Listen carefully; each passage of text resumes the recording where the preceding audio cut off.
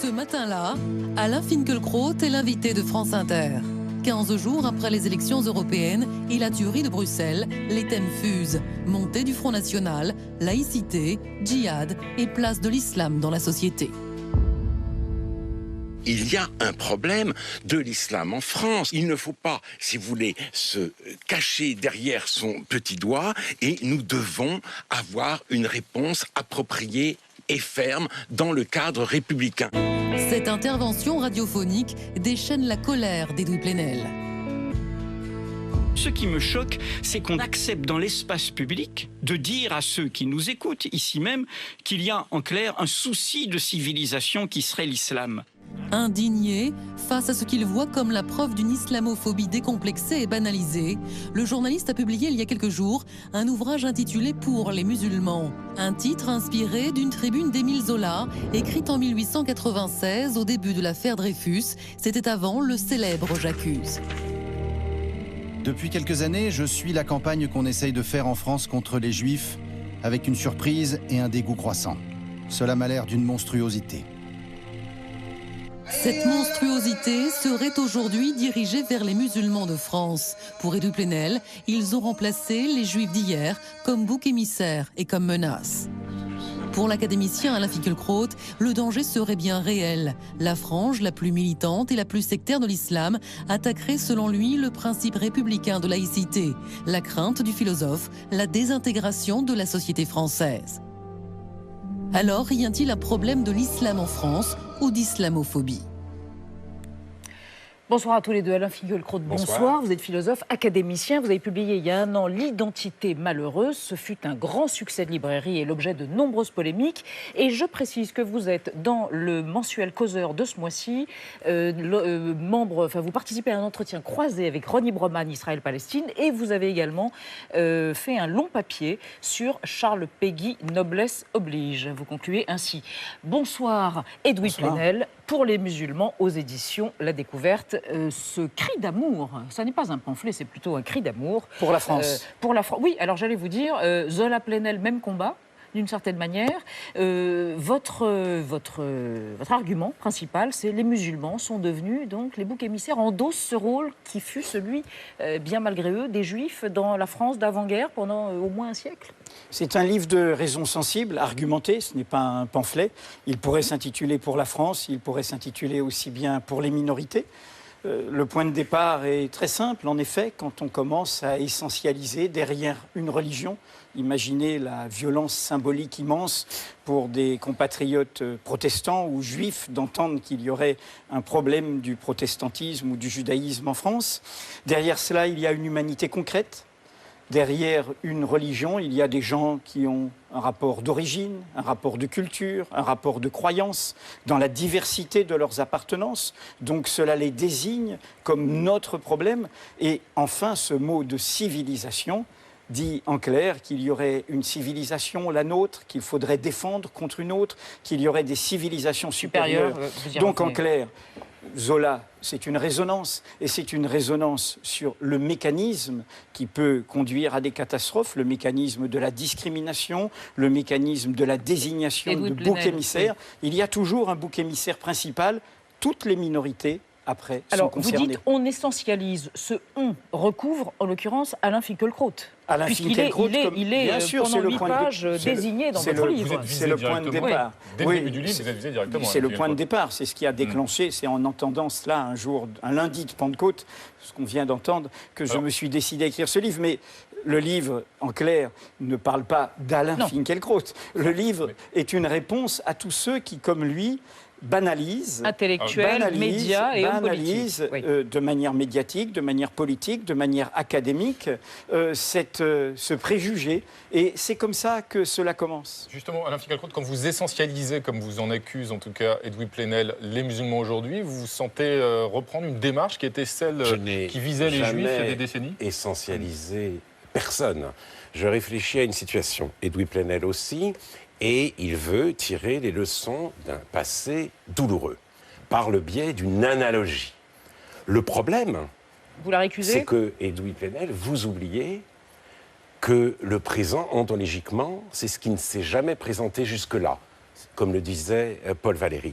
Et vous omettez, vous écartez tout ce que notre réalité a d'incomparable, de neuf. Dans les années 30, il y avait peut-être ici ou là en Galicie des communautés juives qui excommuniaient des gens. On n'a pas vu un rabbin juif prononcer une condamnation à mort planétaire pour un écrivain jugé sacrilège, Salman Rushdie. Il n'y avait pas, dans les années 30, de patrouille de la halakha à Wuppertal. Il y a des patrouilles de la charia aujourd'hui à Wuppertal qui séparent les garçons des filles. Il n'y avait pas non plus de noyautage des écoles publiques à Birmingham, parce que le problème n'est pas simplement français. Un noyautage qui consiste aujourd'hui à, si vous voulez, non seulement séparer les garçons et les filles, mais à faire retentir la prière dans la cour de création et sur deniers publics, à organiser des voyages à la Mecque. Et surtout, et c'est ça le plus important, quand vous dites que les musulmans tiennent la place aujourd'hui des juifs, vous faites l'impasse sur une des réalités les plus spectaculaires, l'expansion irrésistible de l'antisémitisme musulman. Tous les musulmans ne sont pas antisémites, bien entendu. Il y en a qui combattent l'antisémitisme pied à pied. Mais la majorité des antisémites sont aujourd'hui musulmans. Et les juifs n'ont plus le droit de nommer leur malheur. Puis-je répondre d'abord? Puis-je répondre? Ce livre pourrait s'intituler... je réponds. Hein, oui, c'est un dialogue. C'est un dialogue. Oui, mais je n'ai pas tout à fait fini. Mais vous aurez l'occasion de poursuivre. Je pense que dans sa réponse, Alain Finkielkraut a illustré exactement cette essentialisation. J'écris pour les musulmans de France. Ce n'est pas un livre sur l'islam dans le monde, ce n'est pas un livre sur les totalitarismes qui se réclament indûment de l'islam et dont je rappelle que les premières victimes sont des musulmans eux-mêmes. C'est un livre sur nos compatriotes, ceux qui vivent, qui habitent et qui travaillent ici. Que répond Alain Finkielkraut? Il répond en bloc, en prenant tous les désordres peu ou prou qui seraient liés à certains qui se réclamaient de l'islam, pour dire les musulmans en France, ici même, chacun vous l'a entendu, ici même en sont comptables. Je dis en clair que nos compatriotes musulmans qui vivent, qui travaillent, qui habitent ici, ne sont pas comptables des idéologies totalitaires qui peuvent se réclamer. Pour aller jusqu'au bout, c'est comme si vous demandiez à nos compatriotes catholiques d'être comptables, et l'Église catholique elle-même et le Vatican tout entier, de l'antijudaïsme chrétien qui a accompagné l'antisémitisme en Europe. C'est comme si vous demandiez, je vais jusqu'au bout, à nos compatriotes juifs d'être comptables de la politique de la droite ou de l'extrême droite israélienne parce qu'elle se réclame du judaïsme. C'est cela essentialiser et c'est cela nous précipiter dans une guerre des civilisations, dans une guerre des mondes, c'est cela nous entraîner dans des conflits qui ne sont pas les nôtres. Alors, je parle de l'Europe, mais je parle bien entendu aussi de la France. Le salafisme ne s'arrête pas aux frontières. Gilles Kepel, qui n'est pas un fou de l'essentialisation, c'est un historien. Gilles Kepel, dans son livre « Passion française », reconnaît l'expansion du salafisme. Le salafisme dont j'ai donné des exemples, en effet, à Wuppertal et à Birmingham, mais dont il dit qu'il est très fort, aussi bien à Marseille qu'à Roubaix. En 2012, pour les 10 ans de la parution du livre « Les territoires perdus de la République », il y a eu une sorte de conférence de presse organisée par ceux qui l'ont écrit. Les journalistes de Mediapart n'y étaient pas. Ils ont mieux à faire. Il est vrai que la déclaration d'impôt de Thévenoud ou les diplômes de Campbell-Ellis, c'est autre chose et c'est beaucoup plus important. Eh bien, dans cette conférence de presse, Georges Bensoussan a dit que dans les banlieues françaises, l'antisémitisme n'était plus une passion minoritaire, n'était plus une opinion, c'est un code culturel. Alors qu'on ne nous dise pas que je ne parle pas de la France. Et alors je finis en disant ceci.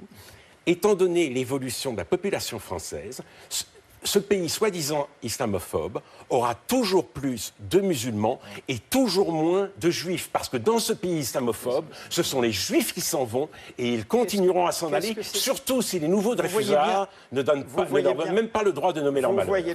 Vous voyez bien, je n'ai certainement vous récusez le fait qu'une forme d'antisémitisme existe dans une partie je ne récuse pas du tout, et je n'ai sincèrement aucune leçon à recevoir sur le terrain de la lutte contre l'antisémitisme. La lecture de Mediapart peut en témoigner, y compris dès 2008, dans une adresse très précise sur ceux qui suivaient les imbécilités scandaleuses, criminelles de Dieudonné. Donc je n'ai aucune leçon. Je dis juste que c'est contre cela que je m'élève exactement ce qui est fait là. Mettre en guerre la France contre elle-même, mettre en guerre des Français contre eux-mêmes, prendre les musulmans, je n'entends que dire les musulmans, les musulmans et les juifs, et mettre en guerre cela, au lieu de nous prendre tels que nous sommes, dans la diversité de nos chemins et de nos appartenances. Cette guerre des identités, c'est une façon, parce que c'est ça la clé. Quelles sont les réalités derrière? Ce sont des réalités sociales, des réalités démocratiques, et c'est une façon de dissoudre tout cela. Je voudrais... Je vous signale que moi, je suis censé dire les musulmans, alors que Edoui Plenel a écrit pour les musulmans. Mais j'explique que ça pourrait s'intituler pour les Noirs, pour les Roms, pour les Juifs, pour la France. Moi, je dis que l'antisémitisme musulman est majoritaire. Et je répète que tous les musulmans ne sont pas antisémites. On vous avait bien entendu la première fois. Je vous propose c'est l'obsession. Je vous propose d'avancer pour pouvoir évoquer la laïcité que vous opposez au laïcisme, une sorte de nouvelle religion d'État. C'est en tout cas votre thèse, Edoui Plenel. Et je vous propose de revenir sur la loi française passée à propos du voile intégral, une loi qui a été promulguée en 2010 pendant le mandat de Nicolas Sarkozy. C'est le rétroviseur de Marc-Antoine de Porret qu'ils vont respirer.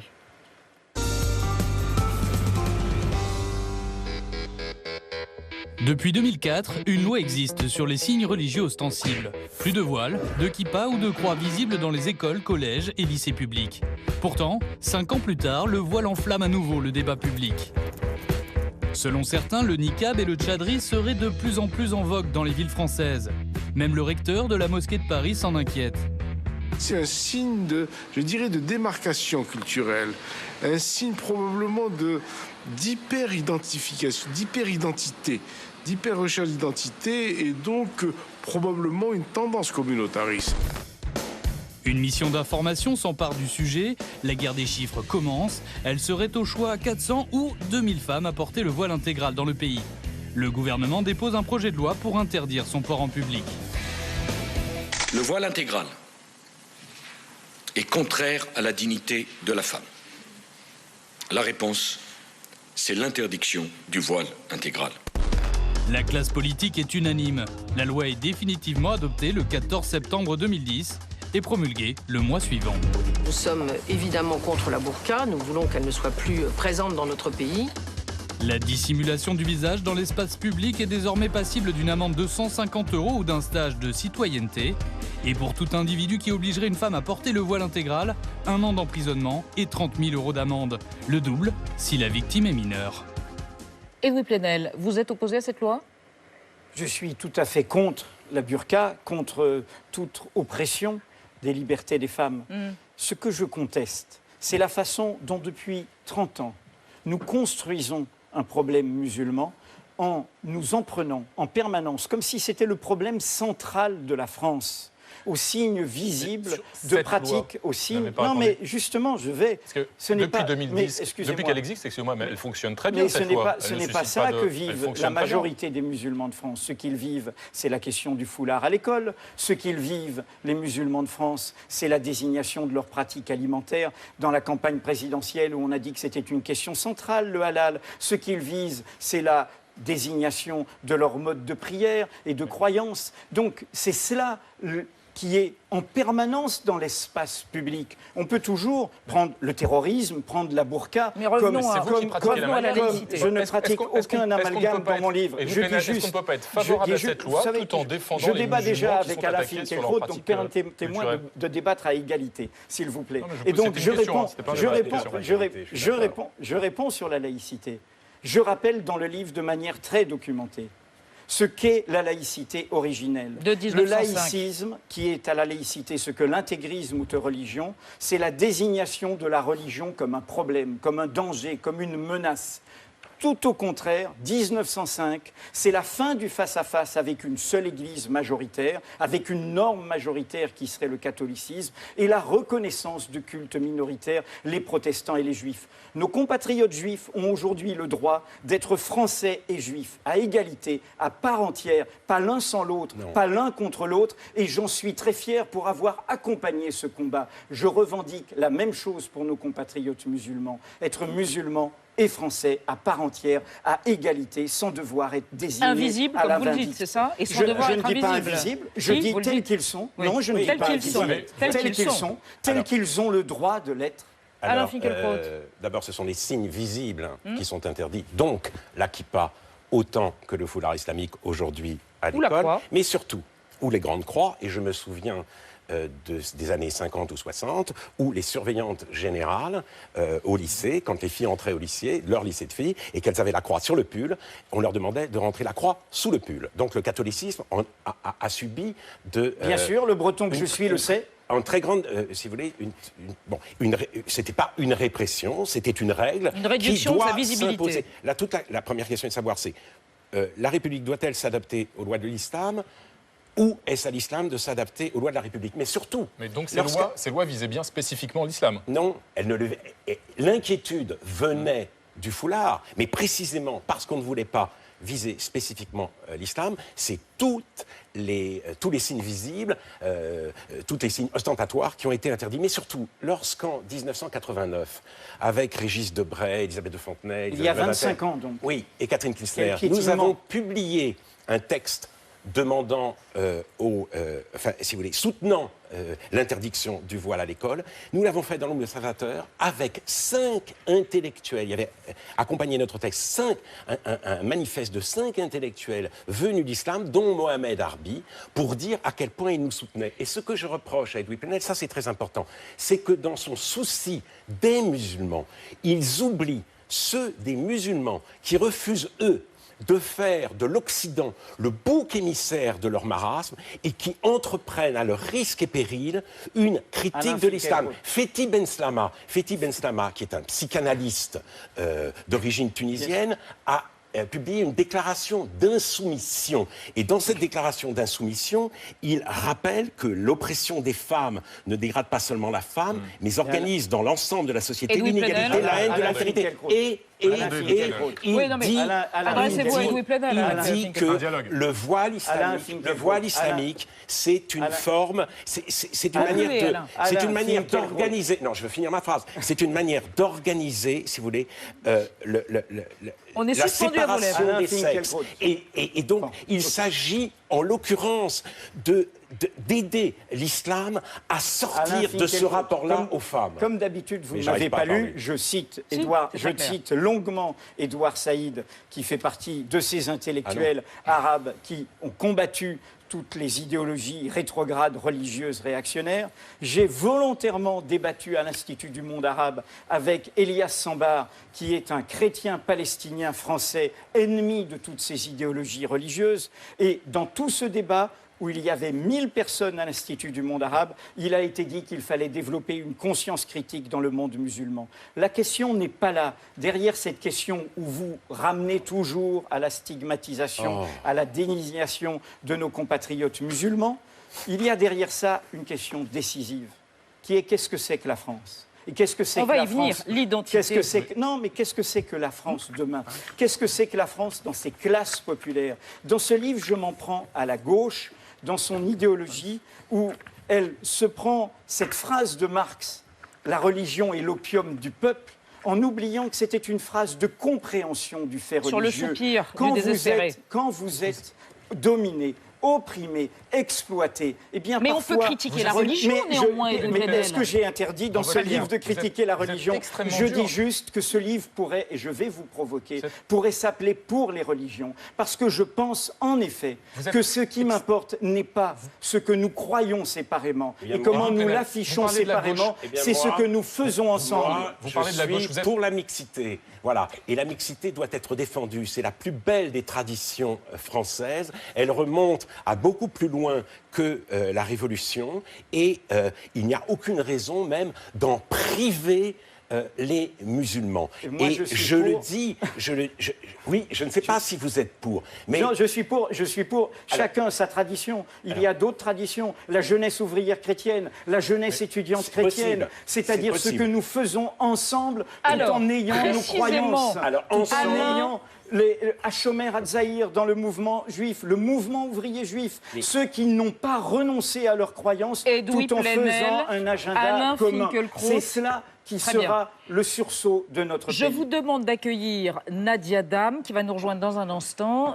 On était en train de parler, et ce sera le dernier volet de ce débat, de ce dialogue, de l'identité française, être français, être musulman, les deux ensemble, à propos de quelque chose qui nous intéresse au plus haut point, au vu de l'actualité, s'il vous plaît, la manière dont une partie de la communauté musulmane s'est prononcée par rapport à Daesh. À l'État islamique, absolument. Des musulmans ont décidé de prendre publiquement la parole pour se désolidariser de l'organisation terroriste, pour dire que cet islam n'est pas le leur. En France, il y a eu des tribunes dans la presse. Il y a eu ce rassemblement qui a été organisé devant la mosquée de Paris par le Conseil français du culte musulman. Sur Internet, cela s'est fait par le biais de la campagne Not in My Name, dont j'ai déjà parlé dans cette émission, dans laquelle des jeunes musulmans britanniques affirment que Daesh n'agit pas en leur nom. La plupart de ces initiatives sont spontanées, mais il faut préciser aussi qu'on a demandé à ces musulmans de condamner l'État islamique et de le faire en tant que musulmans. C'est pas n'importe qui, c'est notamment Barack Obama. Voilà ce qu'il déclarait mercredi dernier à la tribune de l'ONU. On l'écoute. Il est temps pour le monde, et particulièrement pour les communautés musulmanes, de rejeter explicitement, avec force et sans relâche, l'idéologie d'Al-Qaïda et de l'État islamique. Tout le monde doit condamner, mais les musulmans plus que les autres. Le problème, c'est que visiblement, tous les musulmans ne sont pas de cet avis. Ils sont même de plus en plus nombreux à estimer que cette injonction est stigmatisante, qu'elle présuppose que les musulmans sont solidaires des terroristes jusqu'à preuve du contraire. Et là aussi, cette pensée s'est exprimée sur Internet, notamment via une campagne qui s'appelle « On n'a pas demandé », qui a été initiée par le site Rue 89. C'est un hashtag qui recense toutes les fois où l'on n'a pas demandé à un individu de se désolidariser d'un groupe. Parfois, c'est très sérieux, comme ici. On n'a pas demandé aux Basques de se désolidariser des actions terroristes de l'ETA. Parfois, c'est un peu drôle. On n'a pas demandé à Point Soleil de se désolidariser de Christian Estrosi. Et on n'a pas non plus demandé aux Nadine de se désolidariser des Morano, Alain Finkielkraut. Plus sérieusement, que des Français musulmans veuillent s'exprimer, non pas en tant que musulmans, mais en tant que Français. Ça devrait vous rassurer. Est-ce que c'est le cas ? Personne n'a rien demandé. Ce sont des musulmans anglais au départ, car l'Europe existe, qui se sont exprimés pour dire Not in my name. Et j'ai trouvé ce mouvement authentique et absolument légitime, d'autant plus que personne ne demandait rien à personne. Et tous les musulmans devaient leur emboîter le pas. Vous avez demandé aux musulmans J'ai dit que j'espérais qu'un mouvement comme Not in my name allait, j'aurais aimé que ça se fasse au moment de la Fermera. Or, au moment de la Fermera, l'imam Tarek Oubrou a dit qu'il a été obligé de consacrer, même de Bordeaux, plusieurs semaines de prêche à cette question parce qu'il sentait une empathie pour Mera parmi ses ouailles. Donc, je suis heureux que ce mouvement ait lieu. Je constate, malgré tout, que les manifestations sont tout de même plus faibles, moins fortes en nombre que les grandes manifestations qui, à l'occasion de Gaza, ont permis de dire à quel point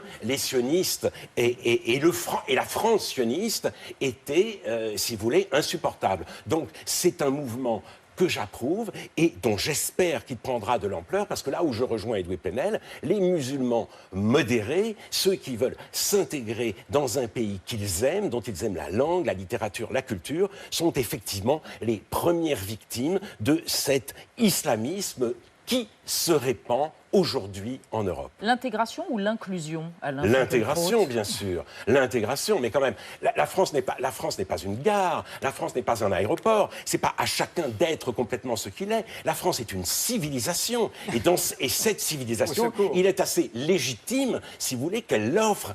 Moi, j'ai pas été assimilé. On m'a pas condamné à abandonner mon identité juive. Moi, le sujet n'est pas vous. Oui,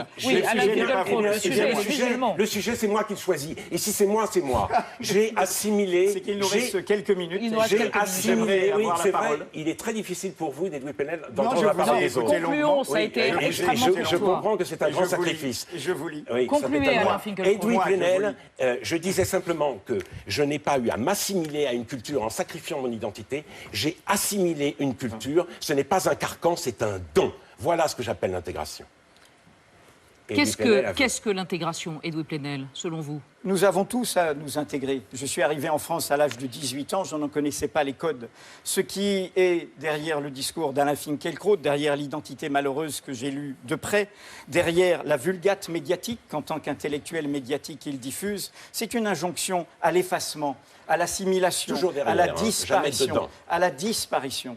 Et derrière cette injonction, je le dis, vous savez, nous avons débattu loyalement avec Alain Finkielkraut jusqu'à une rupture le jour où il s'est mis à soutenir Renaud Camus, l'homme qui comptait les Juifs à France Culture et qui aujourd'hui soutient le Front National et pense que la France est en train d'être remplacée par une population qui l'envahirait. Je le dis comme je le pense.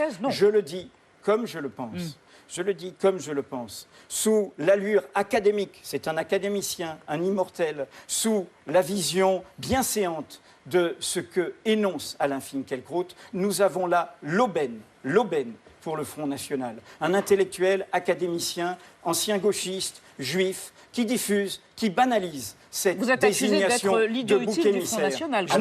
J'ai dit l'aubaine, je n'ai pas dit l'idiotisme, qui est le rêve et qui risque d'accompagner notre cauchemar. Edoui Plenel lit derrière, Edoui Plenel lit sous. Ce qui veut dire qu'il ne lit pas. Il ne lit pas, il lit derrière. Il lit derrière une injonction qui n'y est pas. Donc le sourire de la Stasi, c'était très élégant concernant ma personne. Vous lisez derrière. Vous voyez, je suis légèrement plus élégant que le sourire de la Stasi. D'ailleurs, je le vois. C'est vous qui l'avez dit. C'est vous qui l'avez dit. Vous lisez derrière, vous lisez sous. Vous voyez. Vous faites avec Mediapart un journalisme. Vous ne me lisez pas. Un journalisme de fouille-merde. Non, Alain Finkielkraut, vous vouliez aller sur une autre planète. Tout était courtois. Et malheureusement, je ne peux pas. C'est la preuve que vous n'êtes pas vraiment les pieds sur terre. Malheureusement, je ne peux pas. Juste sur Renaud Camus, je n'ai rien à dire. Renaud Camus, je n'ai rien à dire. Nous avons débattu pendant 3 heures à Sciences Po, très clairement. Renaud Camus, je ne soumets personne à aucune injonction.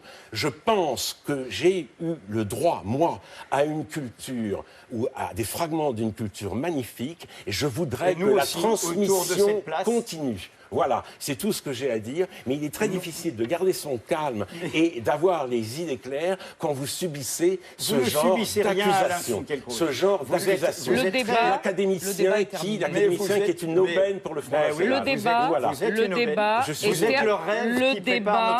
Le débat est terminé. Je rappelle, pour les musulmans, Edoui Plenel, l'identité malheureuse d'Alain Finkielkraut. Un mot quand même. Et c'est le mot de la fin. Edoui Plenel, qui aime à se considérer comme le successeur d'Émile Zola, le Zola des musulmans, eh bien, je vais répondre, je voulais dire que vous voulez vraiment le mot de la fin. Avec un Dreyfusard comme vous, les Juifs n'ont pas besoin d'antisémites. Eh bien, ma famille, qui est aussi juive que la vôtre, pense le contraire, monsieur. Merci à tous les deux. Ce débat a été enregistré, je le précise, sans montage et sans trucage, évidemment, et c'est comme ça sur...